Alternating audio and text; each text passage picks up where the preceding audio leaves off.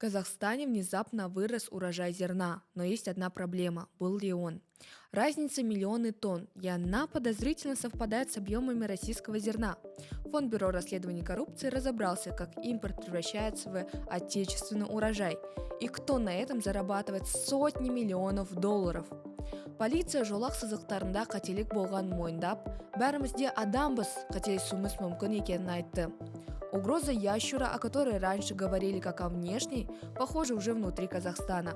И, возможно, переносчик Сайгаки. Ресейден Қазақстанға заңсыз сигарет айналымына қатысы бар деген күдікпен азамат экстрадицияланды. Тергеу мәліметінше ол 1 миллиард теңгеден астам шығын келтірген қылмыстық схемаға қатысқан болуы мүмкін. И еще одна ситуация в Казахстане. Теперь можно получить арест за пересказ информации из телевизора. Именно такая ситуация произошла в Туркестанской области. Почти 10 лет с 2013 по 2023 год данные Казахстана и международных аналитиков совпадали. Разница максимум 300 тысяч тонн.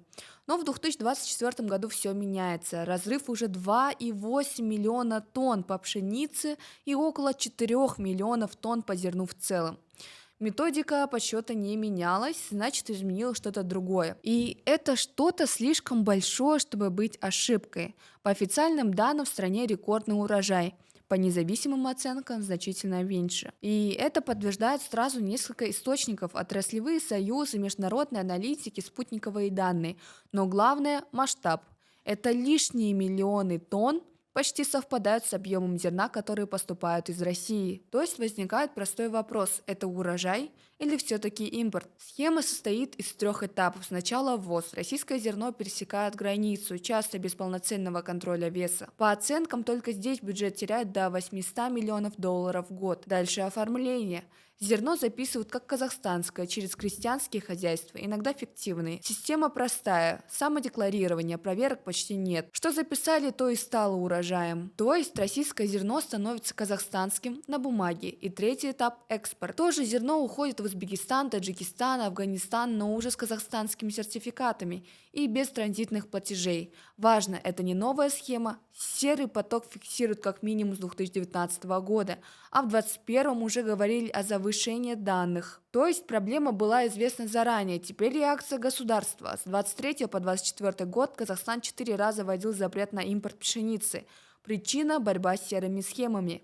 А в ноябре 2024 года премьер-министр прямо заявил, ограничения нужны, чтобы остановить реэкспорт российского зерна. Фактически схема была признана, но есть еще один уровень. Даже по статистике цифры не сходятся. В 2024 году паводки, засуха, проблемы с посевной, падение качества зерна. И при этом рекордный урожай. Опять. В агрономии так не бывает. Последствия конкретные. Казахстанские фермеры теряют рынок, цены давят дешевое казахстанское зерно. Государство теряет деньги, НДС, тарифы, налоги. Общие потери около 500 миллионов долларов в год. Но если есть потери, значит есть и те, кто зарабатывает. Это ошибка системы или система работает именно так. Потому что схема известна, механизмы понятны, участники очевидны. Но она продолжает работать. 10 лет без расхождений и внезапно миллионы лишних тонн? Без изменения методологии, но с изменениями реальности. И главный вопрос уже не в том, есть ли схема, а в том, кто и почему позволяет ей существовать.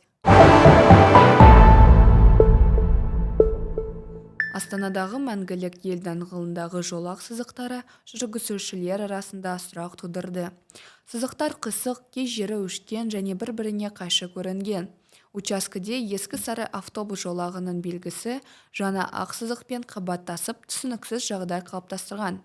Кейін қалалық көлік басқармасы жолық сызу кезінде қателіктер жібергенін растады. Себеп ретінде адами фактор, сызықтардың геометриясын бұзылуы және ескі белгілердің толық өшірмелеуі аталды. Билік өкілдері ақаулар жойылғанын мәлімдеді. Алайда нақты қашан түзетілгені және мердігерлерге қандай шара қолданғалы айтылмады. Полицияның мәліметінше жұмыстар жүргізілген кезде сергек камералары құқық бұзушылықтарды тіркемеген. Сондықтан жүргізушілерге айыппұл салынбаған. Сонымен қатар әртүрлі мекемелер бұл ақаулардың пайда болу себептерін әрқалай түсіндірді, адами фактордан бастап техникалық ақауға дейін. И если в случае с зерном речь идет о деньгах, то следующая история уже про риски для всей отрасли. Недавно в социальных сетях появилось видео из западно-казахстанской области, на кадрах сайгак. Он двигается медленно, дезориентирован. У животного поврежден рот и обильно течет слюна. Бүгін 14 апрель 2026 жыл Батыс Қазақстан облысы Казталовка районы Қараб ауылында киіктер жер-жерде осындай болып ауырып жүр.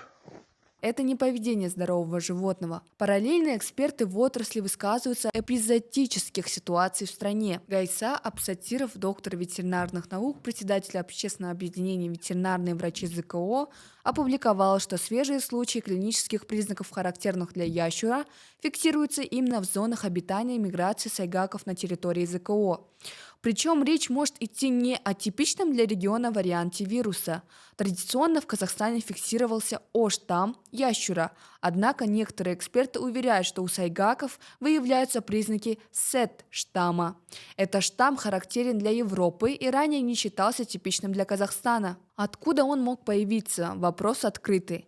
Одна из возможных версий – импорт. В частности, речь идет о завозе молочного скота из Европы в прошлом году. Однако эта версия требует отдельной проверки.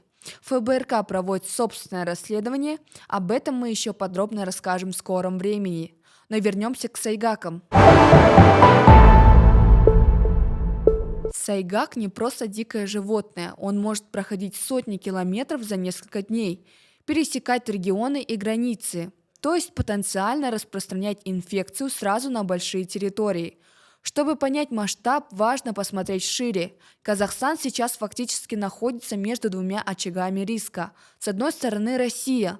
Там с начала 2026 года фиксируются массовые случаи уничтожения скота. Официально пастереллез. Но применяются меры, характерные именно для ящура. Уничтожение всего поголовья в радиусе 5 километров. Сжигание туш, карантинные зоны. С другой стороны Китай. В апреле 2026 года там официально подтвердили вспышку ящура. Причем штамм высокозаразный. А теперь появляется возможный третий фактор внутри страны – сайгаки. Если среди диких животных появляется инфекция, остановить ее гораздо сложнее. Не будем нагнетать ситуацию. Но согласитесь, картина выглядит весьма тревожно. Есть симптомы, похожие на ящур. Мигрирующие животные, возможный новый штамм, не характерный для региона, внешние очаги инфекции и отсутствие полной ясности внутри страны. Если риск подтвердится, последствия будут серьезными. Это ограничение на экспорт, потери для фермеров, удар по всей отрасли животноводства. Все, что десятилетиями делалось для восстановления популяции сайгаков и укрепления сельскохозяйственной отрасли, сегодня можно потерять всего за одно лето. Главный вопрос на сегодня – если вспышка ящура действительно фиксируется на территории Казахстана, насколько система готова ее вовремя обнаружить и остановить? На фоне нарастающей угрозы ящура на западе страны в Атырауской области фиксируют массовую гибель сайгаков. Власти обнаружили больше 800 туш. И хотя некоторые специалисты называют это естественным процессом, фермеры опасаются, что вовремя не умерщвленные туши сайгаков могут стать источником болезней для домашнего скота. Какой бы ни оказалась ситуация с ящуром, проблема сайгаков уже существует, и игнорировать ее больше невозможно. Қазақстан азаматы заңсыз сигарет айналымына қатысы бар деген күдікпен Ресейден Қазақстанға экстрадицияланды. Бас прокуратураның мәліметінше, ол қылмыстық топ құрамында заңсыз кәсіпкерлікпен айналысқаны үшін іздеуде болған. Операция Интерпол мен Ішкі істер министрлігі бірлесіп, Қазақстанның Ресейдегі елшілігінің қолдауымен жүргізілген. Тергеу нұсқасы бойынша 2023 жылы күдікті Қазақстан аумағында акциздік маркасы жоқ сигареттерді тасымалдап, сақтаумен айналысқан. Бұл өнім кейін Ресейге шығарылып сатуға арналған. Мемлекетке келтірілген шығын 1 миллиард теңгеден асады. Іс қозғалғаннан кейін ол ізін жасырып, халықаралық іздеуге жарияланған. 2025 жылдың сәуірінде Ресейде ұсталды. Қазір ол тергеу изоляторында, оған 12 жылға дейін бас бостандығынан айыру және мүлкін тәркілеу жазасы қауіп төніп тұр. Туркестанской области блогеров арестовали за пересказ телесюжета. Не за собственное расследование, не за инсайт, а за публикацию со ссылкой на государственный телеканал. Речь идет о 3 жителях региона. Они опубликовали посты в соцсетях, пересказывая сюжет телеканала Туркестан ТВ. В этом сюжете обсуждался чиновник, руководитель департамента санитарно-эпидемиологического контроля. Түркістан облысының бас санитары Нұрбек Нышанов жеке кабинетінде конвертпен ақша алып отырған. Мемлекеттік қызметтерге қатысты мәселе әдеп жөніндегі кеңестің кезекті отырысында қаралды. В материале показывали заседание Совета по этике и говорили о возможном получении денег от подчиненных. То есть речь шла не о слухах, а о публичном заседании телевизионном материале. После публикации в отношении авторов подали заявление в полицию. В итоге административные дела по статье «Клевета». Один из блогеров получил 20 суток ареста. За публикацию со ссылкой на открытый источник возникает вопрос. Если человек просто пересказывает информацию и указывает источник, можно ли это считать клеветой? В данном случае источниками были телеканал, открытые заседания, материалы антикоррупционной службы. То есть информация уже была публичная. Депутат Мажилиса заявил, что такая практика вызывает вопросы и намерен направить официальные запросы. И это не единичная ситуация. Редакция ФБРК уже сталкивалась с похожими претензиями после публикации о закупке дронов, основанной на данных с портала госзакупок. В отношении основателя ФБРК возбудили административное дело. Был составлен протокол, проходили судебные заседания, а самого журналиста принудительно доставляли в полицию во время командировки. То есть речь шла не просто о споре, а о полноценной процедуре с участием полиции и суда. Позже суд прекратил дело из-за истечения сроков. И именно поэтому возникает более широкий вопрос. Если даже пересказ публичной информации может закончиться арестом, где проходит граница допустимого? Потому что в такой ситуации риск возникает не только для блогеров, а для любой публичной информации. И тогда вопрос уже не в конкретном деле, а в том, как в принципе работает система.